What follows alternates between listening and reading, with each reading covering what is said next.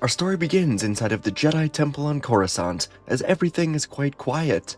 Inside of his personal quarters, Master Yoda is deep in meditation, focusing on the threads of the Force that were swirling around him, the Jedi, the Republic, and the entire galaxy. The Jedi were closing in on Darth Sidious. He could feel it. He and Windu suspected that Sidious, whoever he is, may be working closely with Palpatine. And Yoda couldn't help but wonder about Skywalker, the so-called Chosen One. What was his role in all of this? And as Yoda sat here, something deep inside of his mind began to stir. He began to have a vision, which was something that has become quite rare over the last decade or so.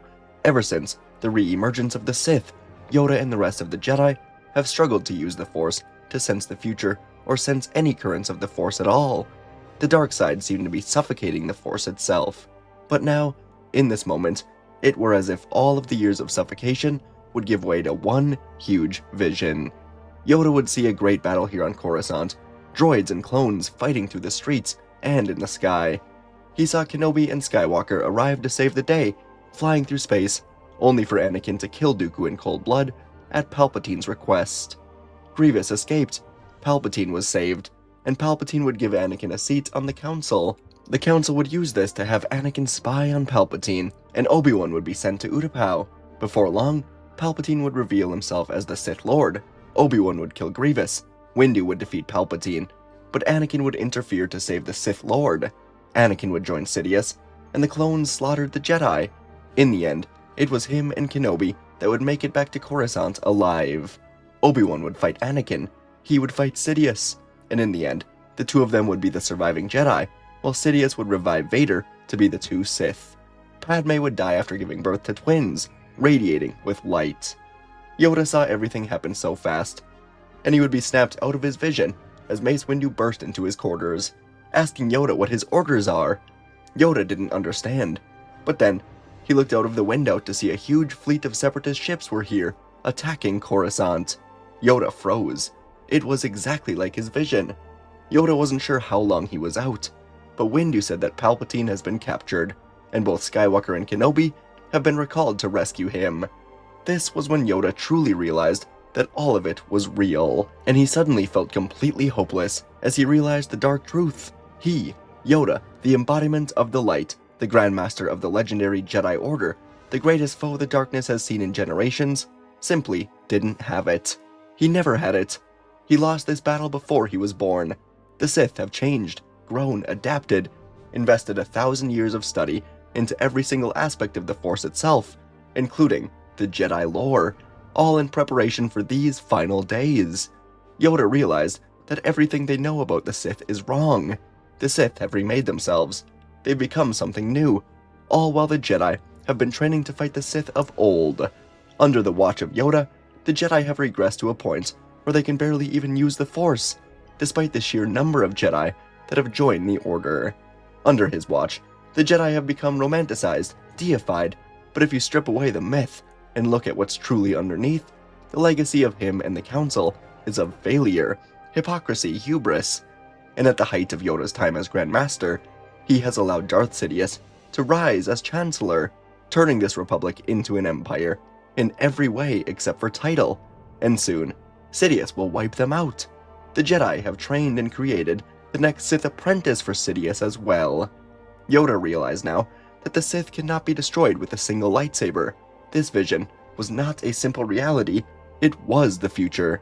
The Sith have spent so long preparing for this moment, and Yoda knew that this newfound insight was the true hope of the future of the galaxy. He has lost this war, but the next one will belong to him and the Jedi. Still in his quarters, Mace Windu urgently again asked Yoda what his orders were. Yoda finally opened his eyes, telling Windu the two of them will take to the streets together. Yoda decided he will follow his vision exactly as it happened. The next era will be when the Jedi finally adjust. He had to assume Sidious, Palpatine, was prepared for every single thing that could possibly go wrong. He must be prepared to adapt to anything. But he will not be prepared for the Jedi to hold on to hope, even after everything has been torn down. So, Yoda would do what he always preached to the younger Jedi. He did something that he could never truly expect someone who doesn't have 900 years of experience to do. He rejoiced in his mind for the Jedi Order, and then he let them go. The Battle of Coruscant would play out, Dooku would die, Palpatine would be rescued, Anakin would soon be promoted to the Council. The Council would secretly have Anakin spy on Palpatine. Yoda would choose to go to Kashyyyk, and he knew it would be here when the massive clone betrayal comes in. Could he try to stop it? Sure, but Yoda was adamant in his mind that things must play out as he saw. But before leaving for Kashyyyk, Yoda went to the Jedi Communication Archives and recorded a message for all survivors of the clone betrayal. He recorded a message telling any survivors not to lose hope. Come to Dagobah, and the future of the Order will begin.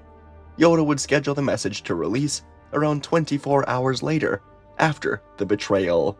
And soon after, the time would come. On Kashyyyk, Yoda would feel the dark wave finally take over the galaxy. The wave was tucked under the horizon, patiently waiting for 1,000 years, and it finally broke free. Yoda would kill the clones on Kashyyyk, trying to take him out, and he would be the lone Jedi to escape this world. The immense guilt sitting in his chest was hard to ignore. Yoda felt the blood of thousands of Jedi on his hands, but he pushed forward, finding Bail Organa in space, then locating Kenobi, and with the two of them finding each other, Obi-Wan said they must return to Coruscant, warn the surviving Jedi of what has happened, and not to return to the temple. But this was where Yoda would finally begin to alter the events of his vision. He lied to Obi-Wan, saying that he already returned to Coruscant to create a warning for the Jedi. It should be received by all Jedi who still have a holocron. And then, Yoda told Obi-Wan that he saw the Sith Lord in the Jedi Temple, but he couldn't fight them there. He had to escape. But one of them, the new apprentice, is Anakin Skywalker. Yoda said that he overheard Palpatine sending Anakin to Mustafar. Obi-Wan couldn't believe this, and unfortunately, in his state of mind, he couldn't see through Yoda's lies. He trusted that Yoda somehow had time to return to Coruscant and see all of this, and then escape to get back here. And Yoda told Obi-Wan that they must go to Mustafar. They must destroy Skywalker. Kenobi asked about Sidious, saying that he will go and fight him. He cannot fight Anakin. But Yoda said they must be patient with Sidious. Now is not the time. And so, the two of them would take off to Mustafar, and Obi-Wan began to wonder if Yoda was putting up a front of being the wise old Grand Master, preaching patience, simply because he was deeply afraid of confronting Sidious, the man who rose to power right under Yoda's nose. But the two of them would go to Mustafar, and they would indeed find Anakin here with the slaughtered separatists, just like in Yoda's vision. Together, Yoda and Kenobi would fight Skywalker after he accused Padme of contacting them and nearly choking her to death. After what would have been a long duel between Skywalker and Kenobi was shortened greatly by Yoda's presence. In the end, Yoda would get Anakin alone on a bridge, and he would stab Skywalker through the chest, killing the former Chosen One, as his body fell into the lava river below. Obi-Wan was completely heartbroken. It all happened so quickly. He never had time to process anything. And the next thing he knew, they were on Polis Massa with Padme. She would give birth to twins, but because of the heartbreak, the injuries, complications, she would die. Luke and Leia would be placed secretly into the care of Kenobi and Yoda, and later, it was reported that Senator Amidala and the child both would die. Later, on Dagobah, a group of surviving Jedi had received the retreat message from Yoda. They all made their way here. All of them were emotionally scarred after seeing the clones, the men they trusted so much, betray them without warning.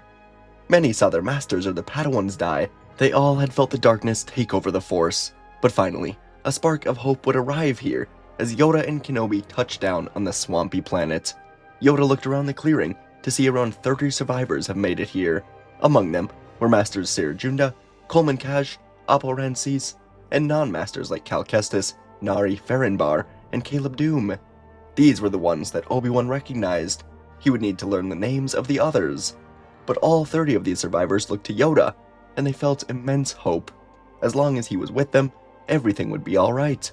They all thought they could trust Yoda, and the Grand Master would speak to these Jedi, saying that the events of the past few days were the culmination of 1,000 years of planning for the Sith.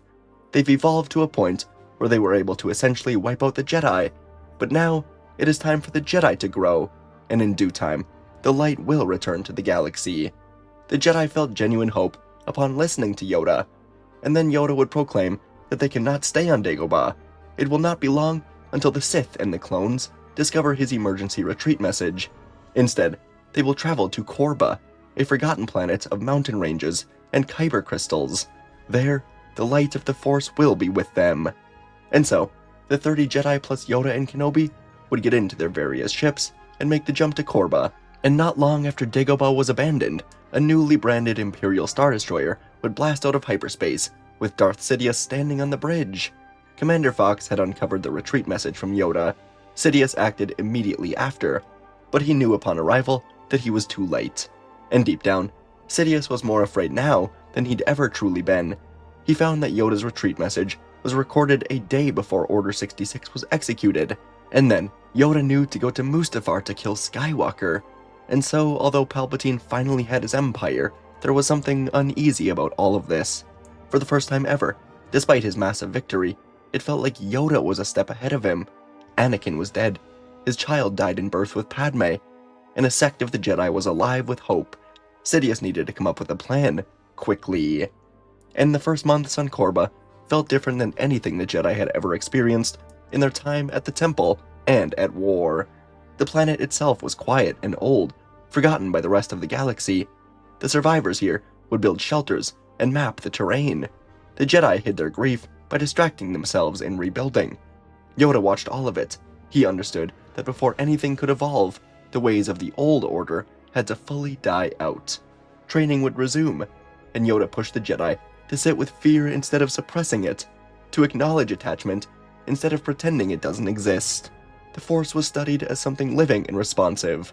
Obi-Wan and the others would struggle at first, but even he began to unlearn much of what he knew. Younger Jedi adapted faster, and as the weeks passed, the Order fractured by design. Some Jedi were assigned to be lookout scouts, slipping off Korba alone or in pairs, following disturbances in the Force to locate other survivors of the Purge. More Jedi were brought to Korba. Others entered the galaxy's shadows, such as industrial sectors, backwater systems, trade routes, and they would quietly disrupt Imperial supply lines, free prisoners, sabotage quietly, and disappear before their presence could be felt. They were not soldiers or heroes. Yoda insisted on that. The galaxy didn't need that yet. It needed pressure, and Yoda would reshape the Order into something that could bend without breaking. The Sith had survived by adapting, hiding, evolving, and learning every aspect of the Force. The Jedi had done the opposite, and on Korba, that mistake was fixed. The Force was no longer treated as a moral binary. Power was something to understand fully before wielding, and by the end of a few months, the Jedi were fewer than they'd ever been, but they were sharper, far harder to destroy. Other survivors began to hear rumors about these Jedi, including Ahsoka Tano. She was personally torn between the Jedi and a life on her own, and one day, on the planet of Bardota, Ahsoka would be tracked down by an Inquisitor while she was searching for the Jedi. The Inquisitor just happened to be Barriss Offee, who was conflicted in her own way. Ahsoka and Barriss would fight each other, but they would both quickly give in and collapse. They were both suffering mightily, and although Barriss was the cause of so much pain for Ahsoka, she began to see that Barriss may have had a point in the end, although she went about it in a terrible way. Barriss and Ahsoka both deeply missed a friendship that they once shared, and they would decide to be there for each other. Barriss couldn't easily just leave the Inquisitors, not yet anyway, but through secure channels, Ahsoka and Barriss would decide to stay in contact. And finally, after a while longer, Ahsoka would find the Jedi survivors and decide to rejoin them. Ahsoka would fit nicely with this group, and Obi-Wan was especially happy to have her here.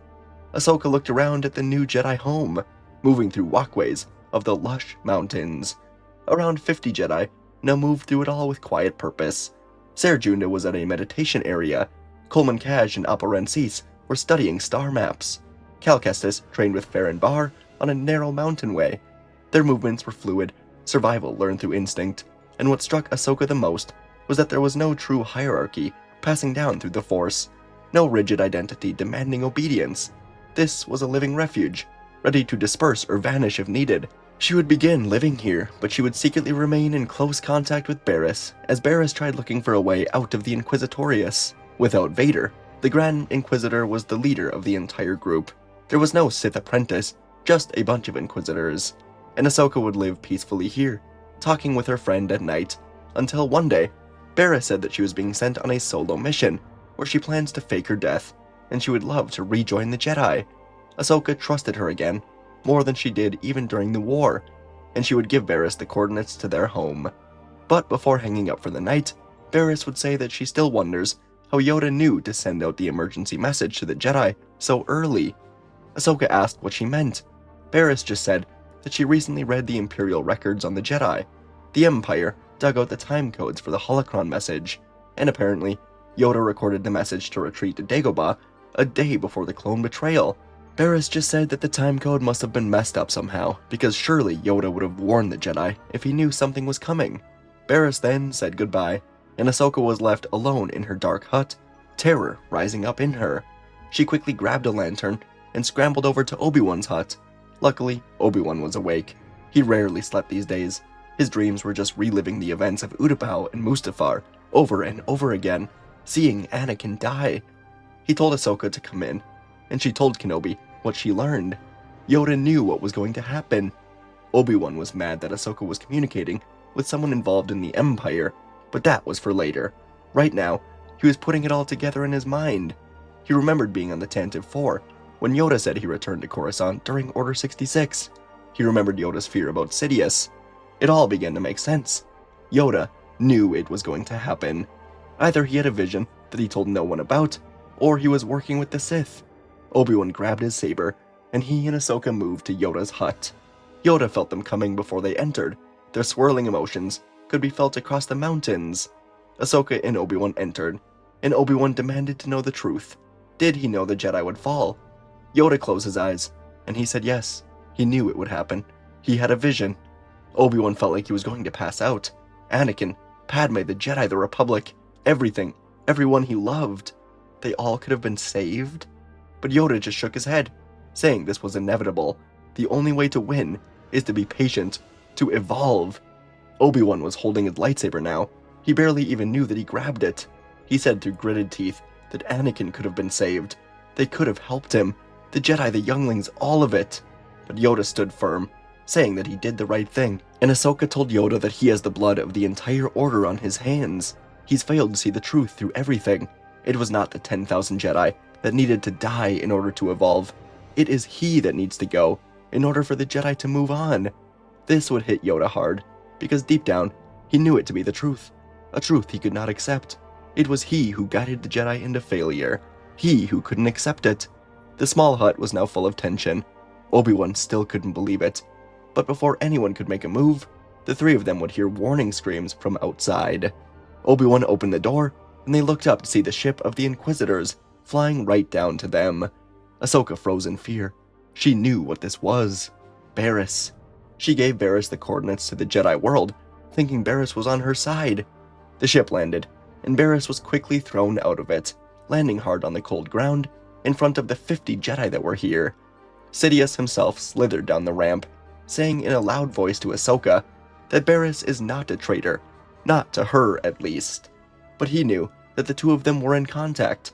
He allowed it to continue, knowing that this day would come. And so, here they are. Sidious lifted Barriss with the Force, throwing her over to the Jedi side, saying that she can fight and die with them. And from deep inside of the large Inquisitor ship, around 20 red blades would ignite in unison. And as Yoda stared at Sidious and the Inquisitors, he knew now this was always inevitable. He ran from this fate for far too long. In the end, it would always come down to the Grandmaster versus the Sith Master. Yoda would turn to Kenobi, telling him to take the youngest of the Jedi here, escape this planet, become the new Grand Master, rebuild the Jedi in a way he never could. Obi-Wan wanted to stay and fight, but he knew what had to be done. He nodded, and the 30 or so Jedi who were not Masters would begin retreating. Sidious decided they will be dealt with later. For now, it will be these Jedi versus these Inquisitors. Green and blue blades ignited across the mountain as the Force was bent and broken around them. Jedi and Inquisitors ran forward, colliding their blades across narrow ledges, sabers flashing, splitting the air into shards of light. Coleman Cash fought against 2 Inquisitors. He cut them both down, before a third drove him back into a crystal wall, red light burning through his chest, as he was among the first to fall. Oppo Ramses moved around a dozen Jedi, his long form coiling around the combat. Deflecting strikes meant for others, crushing an Inquisitor beneath a collapse of rocks with the Force before being overwhelmed by spinning red blades that finally killed him. Serjunda fought with a controlled fury. Even as the battle turned against her, she cut down an Inquisitor before another impaled her through the side. She would kill that one as well, but the stress of it was too much. She was sliced down. The screams, clashes of light versus dark warriors would fill the air as more and more of them fell on both sides. Kenobi and the younger Jedi were evacuating from the back, and above it all, Yoda and Sidious were in their long-destined duel. Stones were lifting, shattering, as green and red blades slammed into each other. Yoda moved with impossible speed, using his failures to motivate him, leaping from mountain spires, striking with power of centuries. Sidious answered with lightning, ripping through the air and carving into the mountainside. Around them, Jedi fell one by one, dragged down by red blades in moments of hesitation that the dark side punished without mercy. But Inquisitors fell as well to the more experienced Jedi. Ahsoka and Barriss fought together against the Grand Inquisitor, their blades moving in tight swings to counter his spinning saber. The end would come all at once. Sidious struck Yoda down in a violent surge of the dark side, cracking the mountainside, but as Yoda fell, he used the Force to pull Sidious with him as the mountains began to collapse. As the two masters vanished under the collapsing rocks, the Grand Inquisitor was cut down by Ahsoka and Barriss together. Around them, the remaining Inquisitors and Jedi were all cut down or destroyed in the chaos of the mountain. When the rumbling finally faded, only Ahsoka and Barriss were still alive, breathing heavily as the Jedi of old finally died with Yoda and the Sith. In the time that would follow, Obi-Wan Kenobi was the new Grand Master of the Jedi Order. On Tython, young Jedi learned survival, diplomacy, and listening before they ever touched a lightsaber. Masters would teach through shared work as much as instruction, emphasizing balance and humility. The Force was approached as a relationship, not as a weapon. Some Jedi would stay on Tython to study the Force. Others moved outward in smaller numbers, acting as mediators or protectors where the galaxy was still fractured. The Order grew slowly, never seeking size or influence, just resilience. And without Palpatine, Bail Organa would step in, pulling together senators, planetary leaders, resistance cells into something new. The Republic was re-established slowly, with limits placed on executive power and constant oversight meant to prevent another single figure from ever holding absolute control. Local systems were given greater autonomy, military force was reduced, and from Tython, Obi-Wan often looked to the stars, wondering if Yoda was right or wrong in his choice. But Luke and Leia were with him here, and as they grew, all he could do was continue moving forward, helping them to become great Jedi in his new order. And folks, that is our story for today. This was one that honestly took me back to the earlier days of my channel, as it was a bit more, well, a lot more risk-takey, I guess.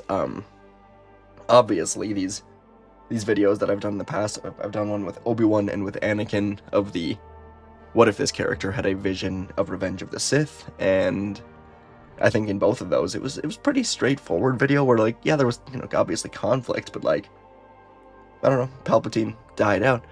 In this one, I wanted to really bend Yoda's, like, just really get into an interesting mindset of Yoda, as this is kind of in the novelization, the part I did at the beginning, where Yoda realizes the Sith adapted for 1,000 years, and the Jedi failed. I just wanted that realization to come a lot earlier, and for him to make the hard choice of doing what he told Anakin to do, and to kind of let go. I don't think he probably doesn't make that, like, it's a hard choice, but I wanted to really take down this risk-taking, different path today, and just explore what that could have looked like. Yeah, thought it was fun. Came up with the idea before I came up with the video title, actually, so thought it blended well, and I don't know, hope you guys enjoyed. Maybe this is a little bit more, you know, insightful to the video than I typically usually do, but I really enjoy it. Enjoy it. Anyways, appreciate you guys. Let me know what you want to see next, other characters you want to see in this style of video. Thanks, and I'll see you in the next video.